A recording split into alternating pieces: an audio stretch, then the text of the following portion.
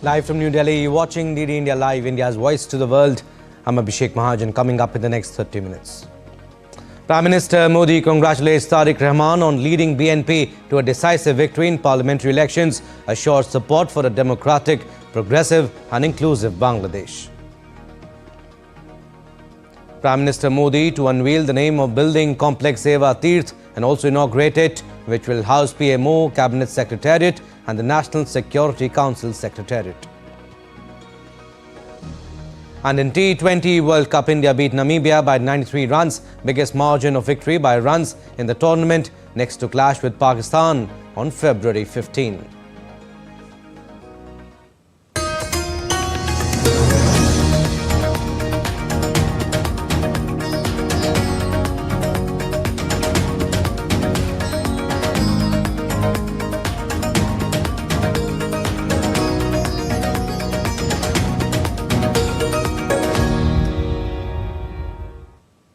Prime Minister Narendra Modi congratulated Bangladesh National Party chairperson Tariq Rahman on leading the party to a decisive victory in the parliamentary elections of Bangladesh. In a post on X, Prime Minister Modi conveyed his warm congratulations to Rahman for leading the BNP to victory. I quote him here, "I convey my warm congratulations to Tariq Rahman on leading BNP to a decisive victory in parliamentary elections in Bangladesh. This victory shows the trust of the people of Bangladesh in your leadership. India will continue to stand in support of a democratic, progressive and inclusive Bangladesh. I look forward to working with you to strengthen our multifaceted relations and advance our common development goals." As per the latest counts, an election seen as the South Asian nation's first truly competitive in years, BNP leading in 181 constituencies according to unofficial counts and party tallies. The BNP, which set to return to power after 20 years, thanked the people soon after winning a majority in the overnight vote count and called for special prayers on Friday for the nation and its people. BNP leader Tariq Rahman is widely expected to be sworn in as Prime Minister. The son of the party's founder, former President Ziaur Rahman, Tariq Rahman returned in December to the capital Dhaka from 18 years abroad. Alongside the parliamentary election, a referendum was held on a set of constitutional reforms. The focus was on establishing a neutral interim government for election periods, restructuring parliament into a bicameral legislature, increasing women's representation, strengthening judicial independence and introducing a two-term limit for the Prime Minister. There was no official word on the outcome of the referendum. However, leading local newspapers report that 73% of the nearly 296,000 votes cast in the referendum said yes and the rest said no. All right, we'll go across to Dhaka now. DD India's Naval Sangh Parmar joins us on the phone line for more. Naval Sangh, BNP wins sweeping election majority. What does this victory mean for Tariq Rahman's political legitimacy and his roadmap ahead? This is a very, we can say, very good result for the Tariq Rahman. His party, BNP, and its ally won 208 seats out of 248 constituency declared so far, and still 15 counting on the 15 seats is still going on. So it may go beyond 210 or maybe 215. It is a very big victory for the BNP as well as Tariq Rahman, as he just returned on 25th December last year from a 17th year of exile in London, self-imposed exile in London. And after that, after coming to Bangladesh, within a week, he lost his mother, Begum Khalida Zia, and former Prime Minister of Bangladesh. But his party stood by him, and he was the acting chairman of BNP since the last many years, though he was in London, but he was a party chief de facto and he was taking all decisions. He was quite very much involved in the Bangladesh politics when he was in London, and his party supporters, are party leaders and other karyakartas also put faith on him. And there was no other option for BNP also, or BNP leadership also, without Tariq Rahman, because Bangladesh is a country where dynastic politics flourish. So it is a big victory for BNP as well as Tariq Rahman. He is having a comparatively, he is a young leader, though he has crossed 60, but he is a young leader considered in Bangladesh, because in his party, many of the senior leaders are of the age of more than 675 or 70 plus or 75. And he is having a good support as well as a very good majority in the parliament. So it will be he will be able to provide a stable government in Bangladesh, and it is Okay. very much needed, and it is a need of hour for Bangladesh, because in last 1.5 years, Bangladesh faced a lot in front of law enforcement, safety and security, as well as economically. There was issue with the inflation, price rise, then unemployment. Foreign investment was not coming. Yeah. In fact, all the countries, foreign countries were waiting for the elected government, because no country can come and do agreement with the interim government who is not having a mandate of the people. So this will be the government with a thumping majority, thumping mandate. And so it will be good for the people of Bangladesh, BNP and Tariq Rahman. And let's see how the BNP party gives the stability to the Bangladesh. Absolutely thumping victory for him, and absolutely different challenges what Bangladesh has been going through for quite some time, different challenges ahead of him. We'll leave it at that. Thank you for your inputs, Naval Sang. Moving on to another historic victory now from the Caribbean nation of Barbados, where Prime Minister Mia Mottley has registered third win with her Barbadian Labour Party, sweeping all seats of the island nation's House of Assembly as counting ended early on Thursday. Mottley's BLP won all 30 seats for the third time, unseating opposition leader Ralph Sawn, who ran for the BLP in the last campaign in an election that pitted her more global-facing approach against the opposition's focus on Barbadians' domestic needs. Surrounded by supporters dressed in red, she pledged to strengthen efforts on issues such as infrastructure, healthcare and road safety. Mottley has been a leading voice on reforming debt for climate-vulnerable nations, including through debt for climate swaps. Prime Minister Modi has congratulated his Barbados counterpart, Mia Mottley, on her historic third consecutive electoral victory. In a social media post, he said, and I quote him here, "India deeply values its long-standing friendship with Barbados, which continues to expand across diverse areas of cooperation. I warmly recall our meeting on the sidelines of the India CARICOM Summit in 2024 and look forward to working closely with her to further strengthen our partnership for the benefit of our people." Moving on, US President Donald Trump announced the repeal of a scientific finding that greenhouse gas emissions endanger human health, removing the legal basis for federal climate regulations. It also ended subsequent federal greenhouse gas emission standards for all vehicles and engines of model years 2012 to 2027. The move represents the most sweeping climate change policy rolled back by the administration to date, after a string of regulatory cuts and other moves intended to unfetter fossil fuel development and stymie the rollout of clean energy. Under the process just completed by the EPA, we are officially terminating the so-called endangerment finding, a disastrous Obama-era policy that severely damaged the American auto industry and massively drove up prices for American consumers. That's why, effective immediately, we are repealing the ridiculous endangerment finding and terminating all additional green emission standards imposed unnecessarily on vehicle models and engines between 2012 and 2027 and beyond. Now, European Union leaders have agreed on a wide-ranging set of commitments to improve how the bloc's border-free internal market works so Europe's businesses can be competitive and survive aggressive economic rivalry from the US and China. Reducing Europe's dependencies on countries outside the bloc has gained greater urgency because of geopolitical shocks, intensified global competition and an economy that lags behind bigger powers. The discussion, a Belgian castle, brought new energy on building a more resilient economy, echoed EU Chief Antonio Costa, promising concrete measures would be taken in the next leaders' meeting in March.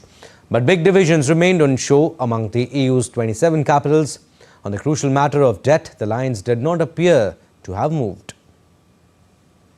Leaders backed by influential European figures believe the key to transforming the 27-country bloc's economy is to deepen the single market and make it easier for businesses to work across the continent.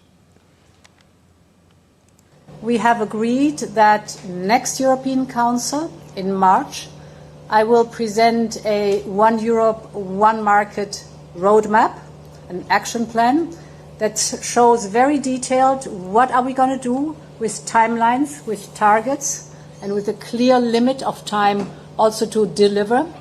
And the ambition is that we will have this document committed and agreed by not only the Commission but also the two co-legislators, that is the European Council and the Parliament. NATO defense ministers met in Brussels to discuss fresh commitments for military support for Ukraine as the conflict with Russia enters its fifth year. Britain had committed $205 million to the so-called Prioritize Ukraine Requirements List PURL initiative to supply Ukraine with US weapons. The scheme allows allies to fund purchases of American air defense systems and other critical equipment for Kiev. British Defense Minister John Healey said that pledges from Britain and allies totaling $35 billion of military aid for Ukraine. We can save lives, we can pressure Putin, and we can agree peace, but only if we step up together. So together, I can confirm at today's UDCG, we pledged a total of $35 billion worth of new military aid for Ukraine. For our part, the UK is spending the highest level of support for military aid for Ukraine ever, and at this UDCG I announced a new £500 million package of urgent air defence support for Ukraine, President Zelensky's top priority. Allies have already put forward over $4.5 billion through the program. The pledges were made at a meeting at the Ukraine Defence Contact Group, which comprises 50 nations co-chaired by Britain and Germany.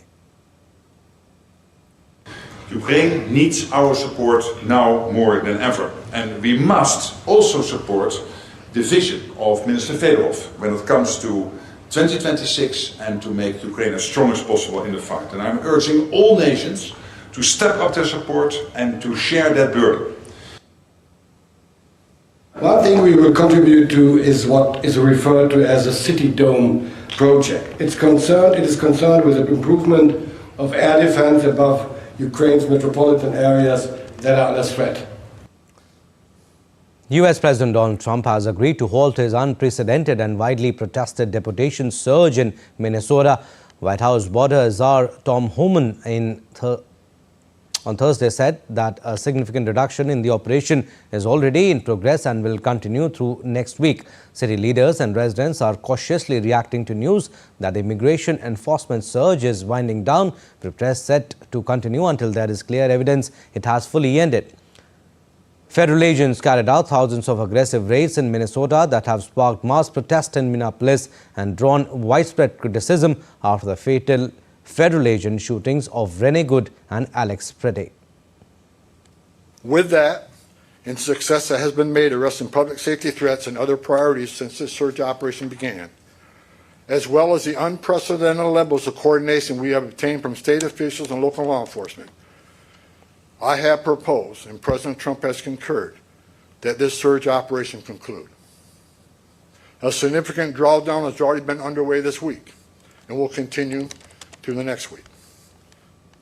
Updates on Canada shooting now. Canadian Prime Minister Mark Carney will join mourners on Friday in British Columbia town of Tumbler Ridge that are grieving after 8 people were killed in a mass school shooting. Carney will attend a vigil in Tumbler Ridge in memory of the victims and invited leaders from all political parties to join him in the town. Near the school, a bouquet of flowers and stuffed animals were placed at the foot of a tree. Yellow police tape surrounded the school buildings and a snow-covered volleyball court.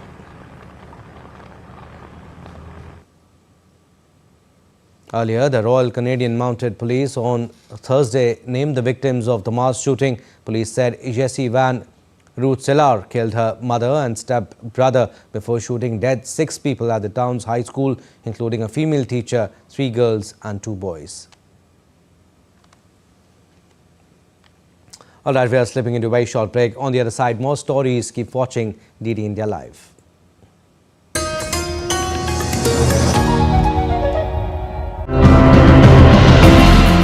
when we see so many things wrong around us, we just need to turn off our autopilot and start making conscious choices.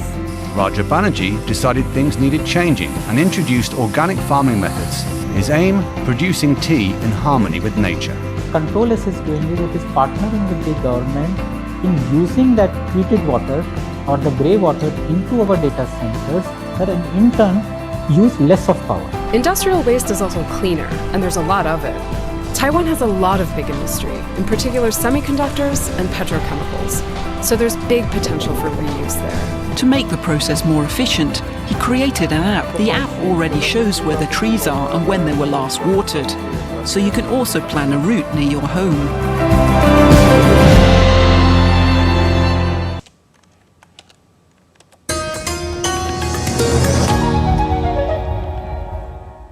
Welcome back. You're watching DD India Live. I'm Abhishek Mahajan. Some more stories. Prime Minister Narendra Modi will unveil the name of the building complex Seva Tirth today. He will thereafter formally inaugurate Seva Tirth and Kartavya Bhavan 1 and 2 and also address a public program at Seva Tirth later in the day. The inauguration marks a transformative milestone in India's administrative governance architecture and reflects the Prime Minister's commitment to building a modern, efficient, accessible and citizen-centric governance ecosystem. Seva Tirth houses the Prime Minister's office, the National Security Council Secretariat, the Cabinet Secretariat, all of which were previously located across different locations. Kartavya Bhavan 1 and 2 accommodate several key ministries, including the Ministry of Finance, Ministry of Defence and others.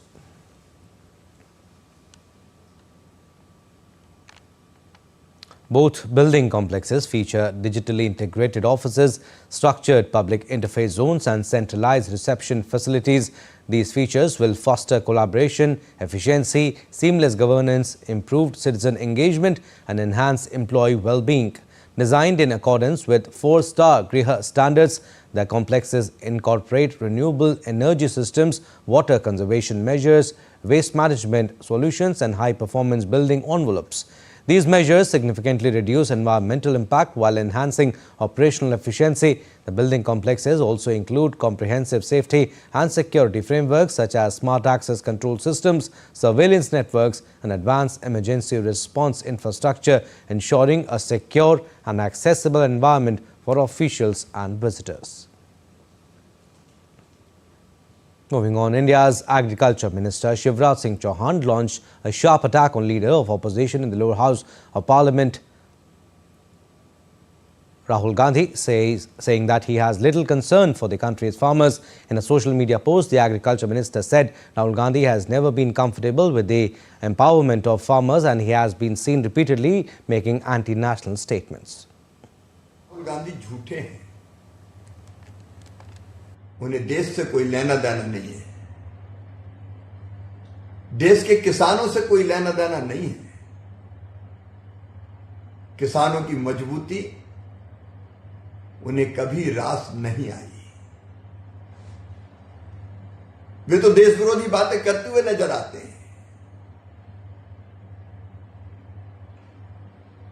अभी उन्होंने एक video में झूठ बोलने के सारे record तोड़ दिए। वो झूठ बोलकर देश में भ्रम फैलाने की कोशिश कर रहे हैं। प्रधानमंत्री श्रीमान नरेंद्र मोदी हमेशा से किसान हितैषी रहे हैं। उनका हर निर्णय किसानों के हित में लिया गया है। उनकी योजनाओं ने किसानों की जिंदगी बदल दी है। और अभी अमेरिका से जो समझौता हुआ है, उस समझौते में भी किसान हित पूरी तरह से सुरक्षित हैं। मोदी जी का हर निर्णय किसान के हित में है। राहुल जी झूठ बोलकर कभी किसानों का भला नहीं किया जा सकता। किसानों का भला होगा सच्चे और किसान हितैषी फैसलों से, जो श्री नरेंद्र मोदी जी सदैव करते आए हैं। आप कितना भी झूठ बोले, भ्रम फैलाएं, देश को नीचा दिखाएं, लेकिन मोदी जी के नेतृत्व में एक वैभवशाली, गौरवशाली, संपन्न, समृद्ध, शक्तिशाली, आत्मनिर्भर और विकसित भारत का निर्माण होकर रहेगा। Indian Navy delegation headed by Vice Chief of the Naval Staff Vice Admiral Sanjay Vatsyayan participated in the West 2026 conference in San Diego, reinforcing India-USA maritime partnership in the Indo-Pacific. Vice Chief of the Naval Staff joined a high-level panel on allies and partners in Indo-Pacific readiness, integration and future fight, and engaged extensively with defense industry leaders. During the visit, he interacted with senior U.S. Navy leadership, including the Chief of Naval Operations and Fleet Commanders, and toured naval facilities across San Diego, further strengthening India-USA naval partnership and shared maritime security objectives. Sports now. We'll start with cricket. India's winning juggernaut continued in T20 World Cup 2026 with a comprehensive 93-run victory over Namibia on Thursday at the Arun Jaitley Stadium in New Delhi. The Men in Blue registered their biggest victory in the tournament's history and also extended their record unbeaten streak to 11 matches. India climbed to the top of Group B with 4 points from 2 matches and an impressive net run rate. They will next take on arch rivals Pakistan in a highly anticipated fixture on February 15 in Colombo. And India's Aishwarya Pratap Singh Tomar shot a world record to clinch the gold medal in the men's 50-meter rifle 3 positions event at the Asian Shooting Championships in New Delhi. The 25-year-old defended his title with a total of 362 points after the kneeling, prone and standing rounds in the finals. Overall, it was Aishwarya Pratap Singh Tomar's 5th individual shooting medal at the Asian Championships. India also completed a clean sweep in the men's 50-meter rifle 3 positions event, with Neeraj Kumar taking silver and Akhil Shairan securing bronze. In the junior men's final, Adrian Karmakar secured his 2nd gold medal of the championship with a comfortable victory over silver medalist Dmitry Kim of Kazakhstan. Now, Sports Minister Mansukh Mandavia announced that the second leg of the Khelo India Winter Games will be held in Gulmarg town of Kashmir from 23rd to 26th February. It will be a continuation of the 6th edition of the Games after the first leg was held in Ladakh from 20th to 26th January. Gulmarg will host the snow competitions and the Indian Army will defend its overall title. Gulmarg will feature 4 medal disciplines: ski mountaineering, alpine skiing, Nordic skiing and snowboarding, with around 400 athletes expected to compete. Alpine skiing is likely to draw the highest participation. At the end of the Ladakh leg this year, Haryana led with 4 gold medals. Well, that's all we have in this edition of DD India Live, but do let us know your thoughts on the news of the day. For those on the go, you can get all the latest news and updates from India and across the world on DD India mobile app. The app is available on both Android and iOS platforms. Scan the QR code on the screen to download now. And we'll be back with more news as it breaks here on DD India. I'm Abhishek Mahajan. From all of us here in Delhi, thanks for watching DD India Live.